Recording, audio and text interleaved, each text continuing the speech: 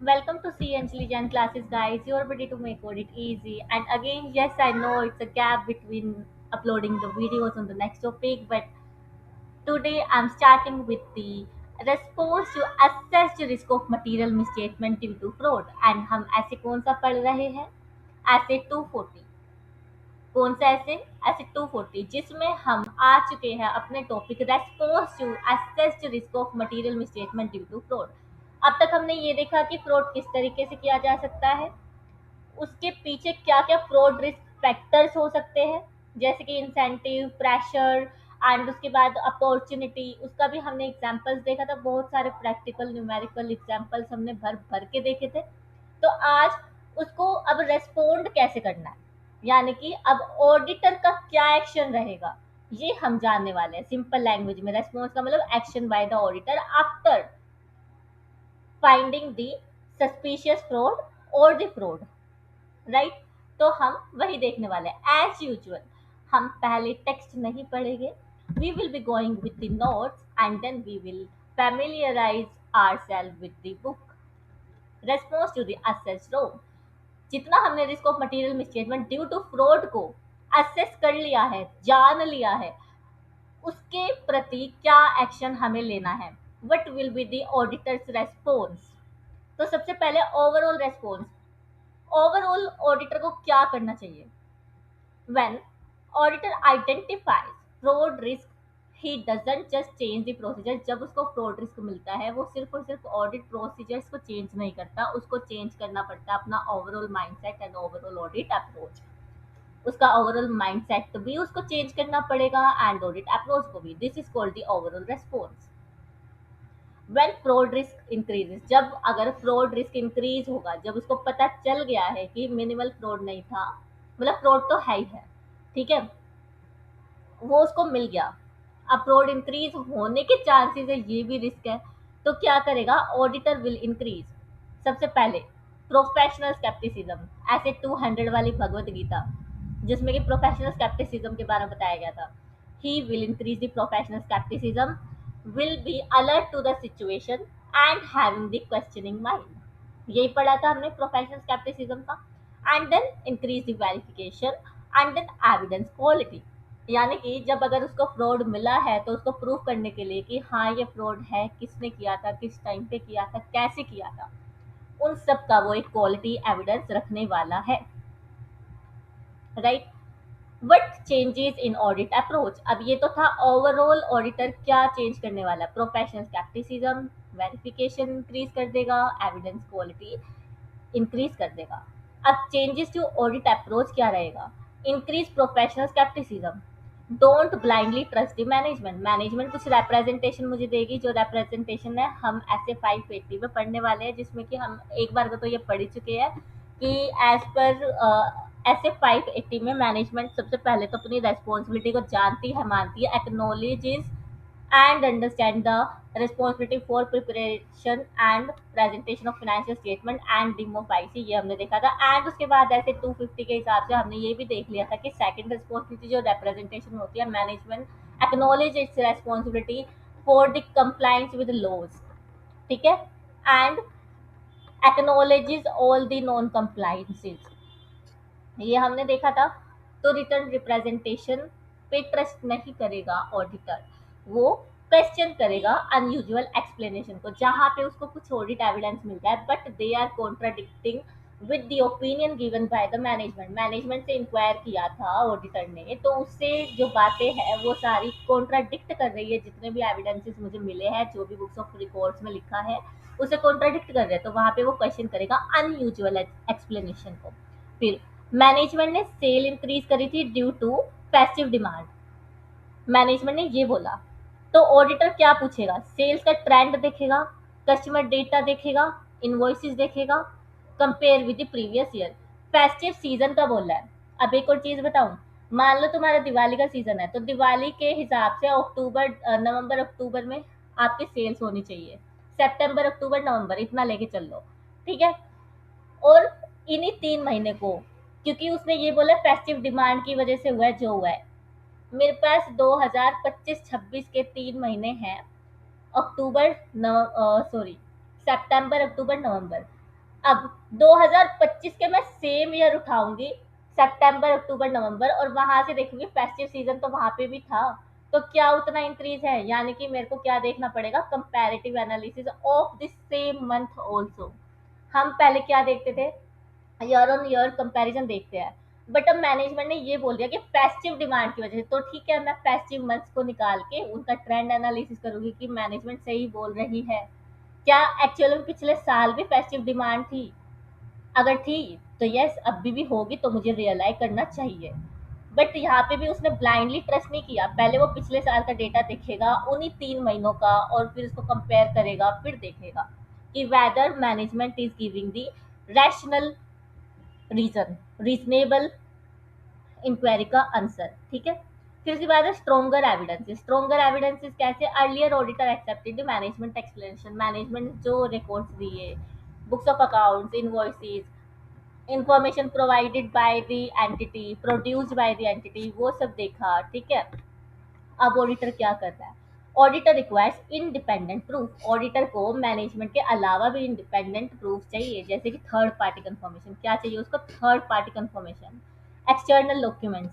Third party confirmation में in case अगर loan मैंने उठाया था तो मैं बैंक की कंफर्मेशन लूंगी, मैंने इन्वेंट्री को कोलेटरल रखा होगा लोन के लिए तो भी बैंक की कंफर्मेशन जाएगी, कैश एंड कैश इक्विवेलेंट का एंडिंग बैलेंस मेरे को जानना है तो भी बैंक से मैं मंगवाऊंगी बैंक कंफर्मेशन। उसके बाद फिक्स्ड डिपॉजिट पे इंटरेस्ट का देखना है तो वो भी मैं बैंक से देखूंगी। हो सकता है जो मेरी इन्वेंट्रीज है वो किसी थर्ड पार्टी के पास हो, जैसे कंसाइनर कंसाइनी का कॉन्सेप्ट होता है, तो वहां पे मैं कंसाइनी से कंफर्मेशन मंगाऊंगी कि कितना स्टॉक उसके पास एज ऑफ नाउ है ऑन दी कंसाइनमेंट बेसिस। ठीक है, फिर उसके बाद एनालिटिकल कंपैरिजन, तो ये सब क्या हो जाएगी मेरे पास, एड ऑन एविडेंसेस हो जाएंगे, राइट। फिर अब more careful selection of the documents, documents का केयरफुल सिलेक्शन करना है instead of random sampling. Haphazard sampling भी होती है अपने पास कि आंखें बंद करी इन्नी मिन्नी माइनो मूव वाला टाइप्स। ठीक है, हालांकि मैं लेमन लैंग्वेज में बोल रही हूँ तो मैं समझाने के लिए, रैंडम का मतलब कि हमने as a without any wise sample select कर लिए। ठीक है, focus on high risk transaction, हम क्या करेंगे, ऐसे सैंपल ढूंढेंगे।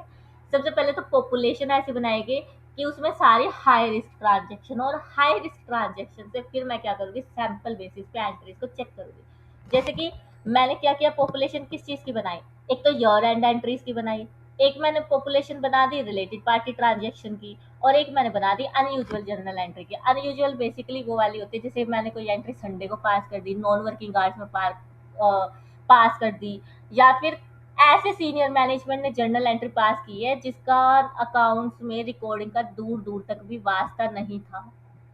तो ये सब चीजें, तो ऐसे ऐसे मैंने कुछ स्ट्रेटास बना लिया। अब जो ये वर्ड स्ट्रेटा है वो भी आप ऐसे 530 में पढ़ोगे।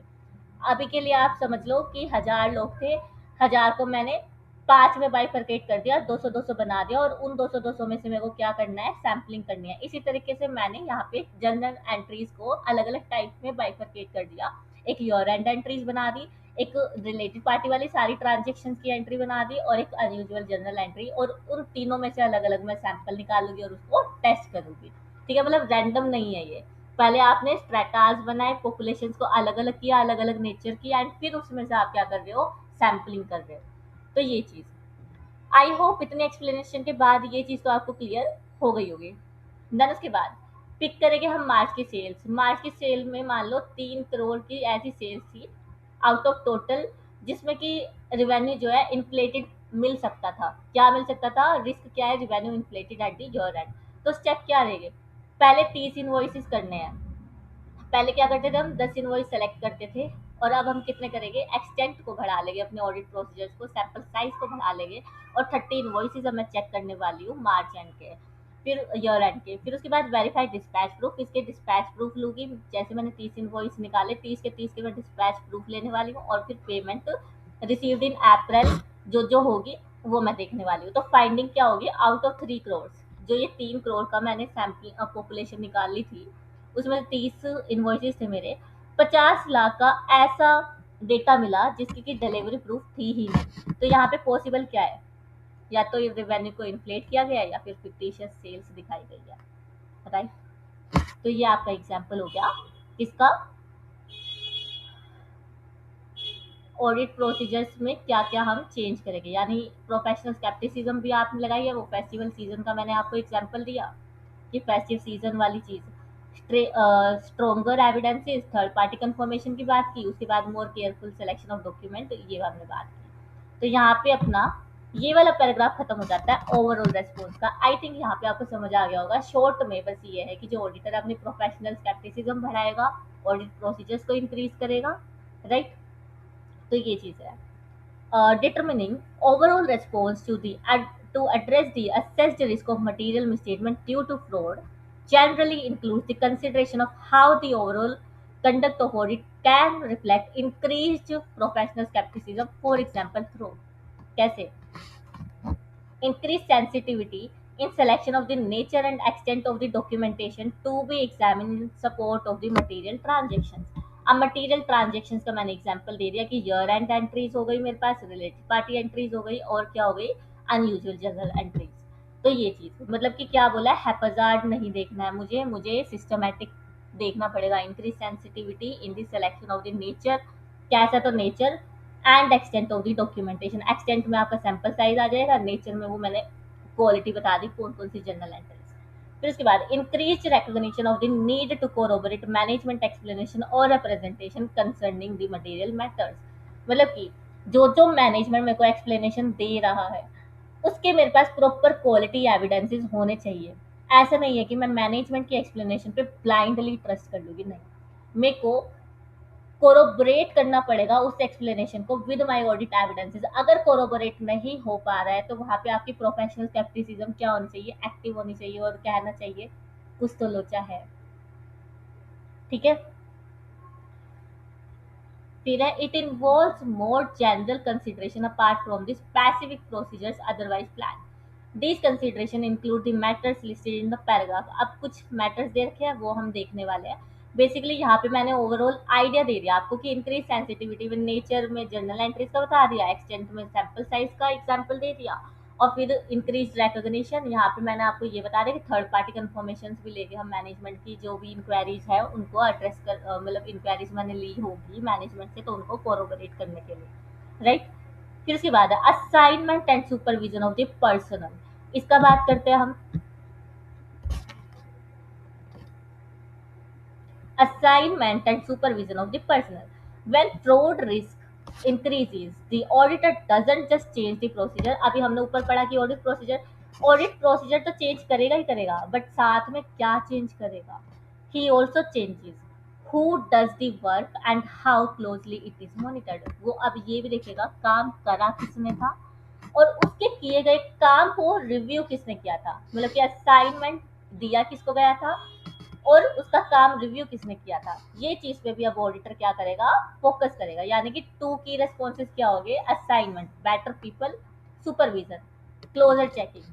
तो यहाँ पे क्या हुआ था, कंपनी है, कंपनी ईआरपी सिस्टम का यूज करती है रिवेन्यू रिकॉग्नाइज करने के लिए, बट रिस्क क्या है, अगेन वही है, fake sales entry through the system manipulation. System में मैनिपुलेशन की जा सकती है, ओवरराइड किया जा सकता है कंट्रोल्स को सिस्टम के, एंड फेक सेल्स दिखाई जा सकती है। तो हुआ क्या था कि जूनियर है, चेक इनवॉइसेस, जूनियर जो है वो इनवॉइस चेक करता है, और ऑडिटर एक्सपर्ट क्या है, to check system logs. System logs को चेक किया, सीनियर ऑडिटर क्या कर रहा है, to review the revenue entries. यहाँ पे जूनियर ने तो क्या किया था, मतलब कि ये हमारी ऑडिट टीम की बात कर रहे हैं हम, कि जूनियर ने इनवॉइसेस चेक करे हैं और ऑडिटर ने एक आईटी एक्सपर्ट को हायर किया था, तो वो सिस्टम के लॉग्स देखेगा, एंड फिर उसके बाद जो सीनियर ऑडिटर है वो रिव्यू करेगा रिवेन्यू एंट्रीज को। तो इससे क्या होगा, junior will not be able to detect क्या, बैक डेटेड एंट्रीज। यानी सिस्टम को ही ओवरराइड कर दिया होगा, तो जूनियर जिसको कि इतनी टेक्निकल नॉलेज नहीं है, उसको बस इनवॉइसेस पे थप्पे लगाने आते हैं, तो वो इसको नहीं ट्रेस कर पाएगा, डिटेक्ट कर पाएगा कि बैक डेटेड एंट्रीज तो नहीं थी, या फिर सिस्टम ओवरराइड तो नहीं हुआ है, या फिर अनऑथराइज्ड एक्सेस तो नहीं मिल गई थी। वो सब एक जूनियर चेक नहीं कर पाएगा। फिर supervision of the personnel, review plus monitoring of the audit work. Audit work को हमें रिव्यू करना और मॉनिटर करना है।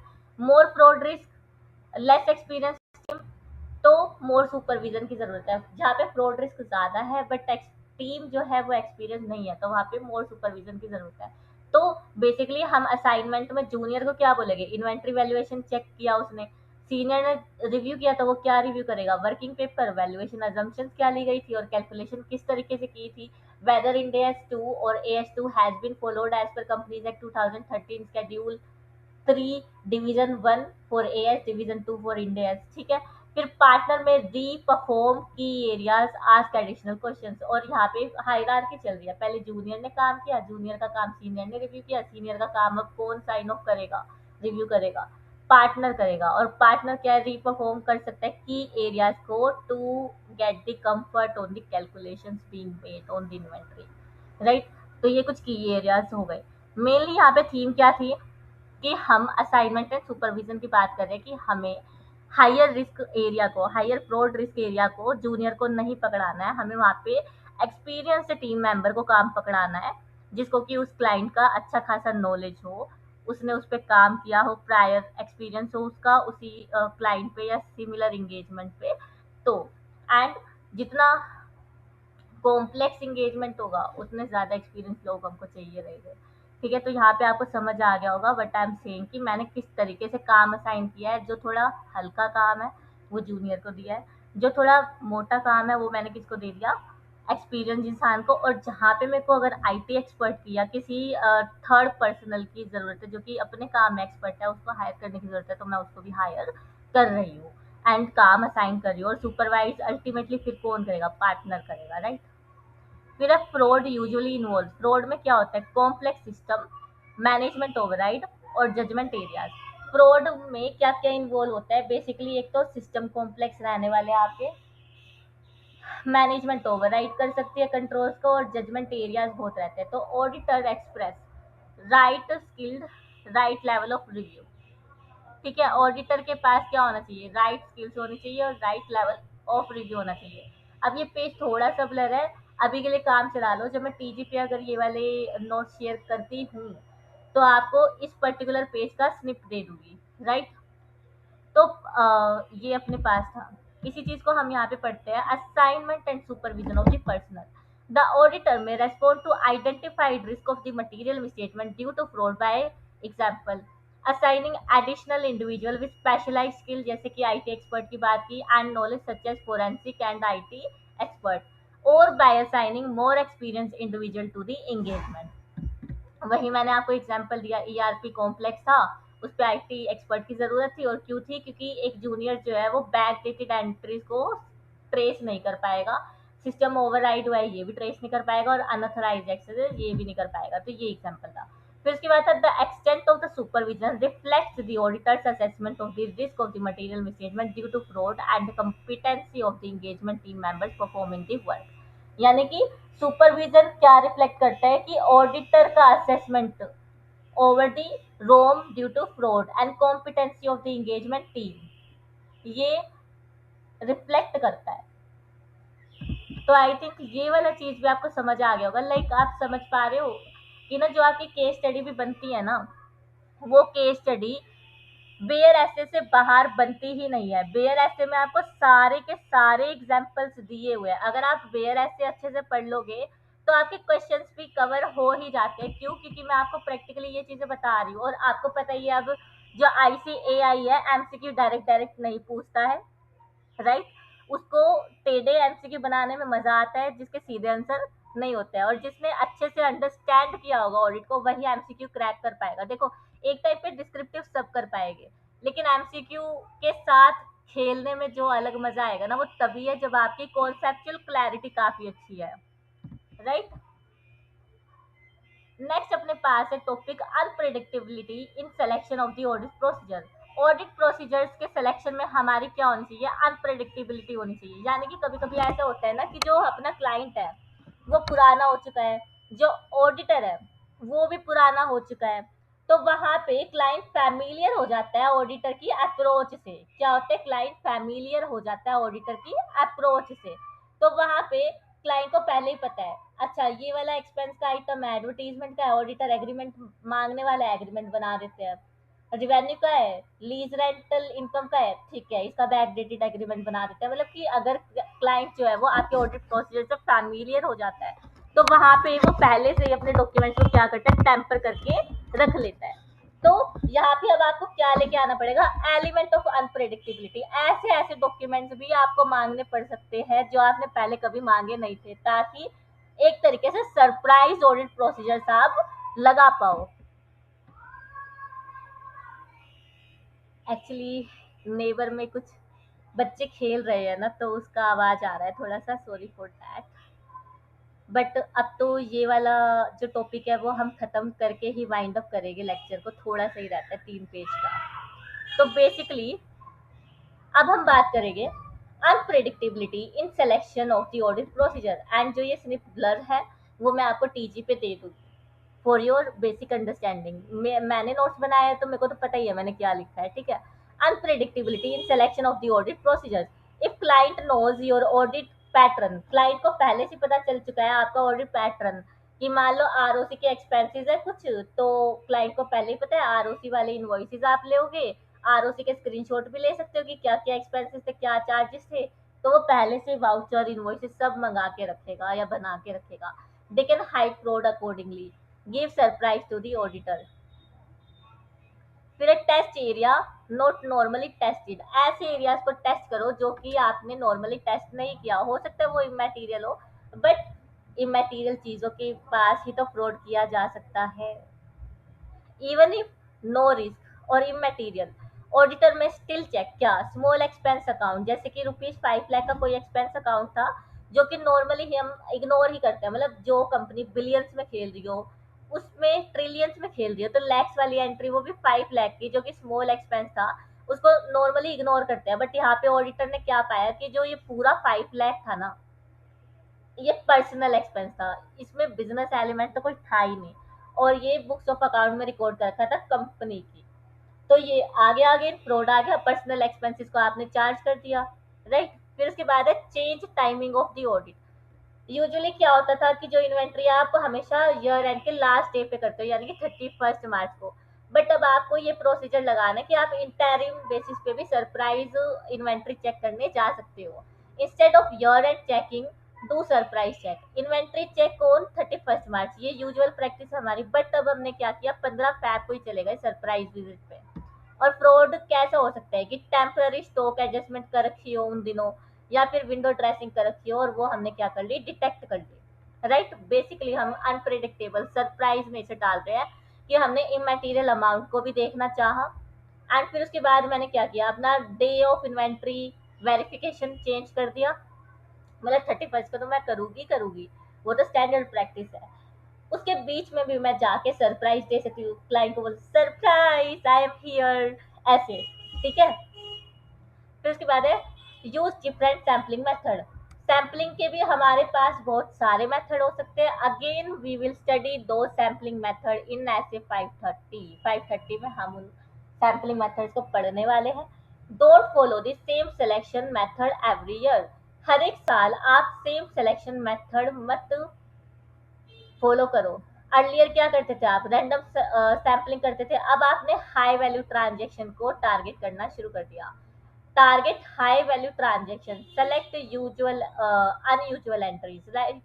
तो फिर out of 1000 transaction auditor select top 20 highest value transaction और 10 अनयूजुअल ट्रांजेक्शन और टाइमिंग वाली, ठीक है। यानी कोई आपने ले ली ऐसी जो संडे को पास थी, कोई ऐसी ले ली हॉलीडे पे पास थी, कोई ऐसी ले ली कि सैटरडे को पास थी, कोई ऐसी ले ली कि नॉन वर्किंग आवर्स में पास थी, राइट। फिर उसके बाद है विजिट डिफरेंट और सरप्राइज लोकेशन। ये कब होगा, जब आपकी कंपनी की मल्टीपल लोकेशन पे ब्रांचेज होगी, इन्वेंट्री होगी, कैश हैंडल होता होगा। तो बेसिकली हमारे पास एक ब्रांच दिल्ली में थी, एक हैदराबाद में थी, एक मुंबई में थी, एक राजस्थान में थी, देन एक गुजरात में थी। बेसिकली हम ये 3 प्राइम लोकेशन वाली जो ब्रांचेस थी उस पर सरप्राइज विजिट कर जाते थे, दिल्ली, हैदराबाद और मुंबई में। जो राजस्थान एंड गुजरात वाली है उसमें हम कभी गए ही नहीं थे, हम 2 साल से ऑडिटर है, हम यहाँ पे गए नहीं थे, हम बुक्स ऑफ अकाउंट को देख लेते क्योंकि ये ऐसे जितनी बड़ी ब्रांचेस नहीं थी। बट जिस दिन हमने सरप्राइज चेक किया वहां पे हमें पता चला कि 10 लाख की इन्वेंट्री क्या है, मिसिंग है। तो आपको ऐसे बीच बीच में पीछे से हाइड एंड सीक खेलते हुए धप्पा बोलना है मैनेजमेंट को, धप्पा, ठीक है। ऐसे बोलो और बोलो कि हमने फ्रॉड मिल गया हमको, हमने इसलिए तुम्हें सरप्राइज दिया था। पीछे से जाके आंखें बंद करके बोलो, बताओ पहचानो कौन ऑडिटर है यहाँ पर। ठीक है, तो ये अपना टॉपिक था, इसी को एक बार हम बेयर टेक्स्ट से पढ़ लेते हैं एंड फिर अपने लेक्चर को क्या कर देते हैं हम, wind up. Unpredictability in selection of the audit procedure, incorporating an element of unpredictability in selection of nature, timing and extent of audit procedure to be performed is important as individual within the entity who are familiar with the audit procedure normally performed on the engagement may be more able to conceal fraudulent financial reporting. This can be achieved by किस तरीके से। अब ये तो मैंने आपको introduction में बता ही दिया कि क्लाइंट आपके पैटर्न से फैमिलियर हो चुका है तो वो सारे डॉक्यूमेंट ऑलरेडी रेडी रखेगा। Performing substantive procedure on selected account balances and assertion not otherwise tested due to their materiality और रिस्क। मटीरियलिटी मान लो मेरी 1 लाख की थी, सॉरी 10 लाख की थी मेरी मटीरियलिटी, और 10 लाख के नीचे मैं किसी एक्सपेंस को नहीं देखती थी, बट इस बार मैंने 10 लाख से नीचे के एक्सपेंस को भी देखना शुरू कर दिया। वही 5 लाख वाला एग्जाम्पल जिसमें पर्सनल एक्सपेंस को डेबिट कर रखा था बिजनेस अकाउंट्स में, तो वो वाला एग्जाम्पल आ जाएगा यहाँ पे। ठीक है, फिर उसके बाद है adjusting the timing of the audit procedure for date otherwise expected. जैसे इन्वेंट्री हम 31 मार्च को देखते हैं, हमने सरप्राइज चेक कर लिया किसी भी डेट पे जाके। फिर यूजिंग डिफरेंट सैम्पलिंग मेथड, ये मैं बता चुकी हूँ। फिर performing audit procedure at different location और at location on an unannounced basis, यानी कि सरप्राइज विजिट। राइट, तो आई थिंक अब इसमें भी एक भी बुलेट ऐसा नहीं होगा कि आपको समझ ना आया हो। बेसिकली जब मैं आपको क्वेश्चंस कराऊंगी ना तब आपको पता चलेगा कि आईसीएआई ना अपनी तरफ से कुछ नहीं लिखता है, वो बेयर ऐसे के टेक्स्ट को ही उठाता है। जो आप कंक्लूजन लिखते हो उसमें ऑडिट प्रोसीजर्स लिखते हो वो यहीं से लिखते हैं। तो ये बेयर ऐसे पढ़ने का फायदा है। अभी तुम्हें समझ नहीं आ रहा, क्यों नहीं आ रहा, क्योंकि मैं क्वेश्चंस को नहीं करवा रही हूँ। बट जब हम क्वेश्चन सीरीज पे आएंगे, अगेन मैंने आपको बोला था हम क्वेश्चन सीरीज पे तब आएंगे जब मेजर एसेस कवर कर चुके हैं। क्यों? क्योंकि हम वहाँ पे क्रॉस रेफरेंसिंग करने वाले हैं एसेस की, और वही जो क्रॉस रेफरेंसिंग है ना वही मार्क्स उठाने में मदद करती है आपकी विद द कीवर्ड्स। तो वो चीज भी हम देखेंगे। अभी के लिए आप समझते जाओ और याद करने के लिए भी हम बताएंगे। बट आई थिंक क्योंकि मैं नोट से पढ़ाती हूँ और फिर दोबारा से बेयर ऐसे पे लेके जाती हूँ, तो 2 बार तो आपका with in lecture he revise हो रहा है एंड उसके बाद एक बार वीडियो के बाद आप खुद देख रहे हो तो 3 बार हो गया। तो उसके बाद फिर बस एक रिटर्न प्रैक्टिस हो जाएगा आपको पूरा। बस ये है कि रिटर्न प्रैक्टिस में क्वेश्चन की डायरेक्शन होनी चाहिए और वो भी हम जल्द ही डिस्कस करेंगे। राइट, तो ये था अपना topic response to the assessed risk of material misstatement due to fraud, जिसमें हमने ओवरऑल रेस्पॉन्स के बारे में पढ़ा, फिर assignment and supervision of personnel के बारे में पढ़ा। देन उसके बाद क्या पढ़ा, unpredictability in selection of the audit procedure. ये आज का अपना टॉपिक हो जाता है स्वाहा, खत्म हो जाता है। ऐसे 240 बट अपने पास अभी बाकी है। In the next lecture, we will be starting with audit procedure responsive to assessed risk of material misstatement due to fraud at assertion level.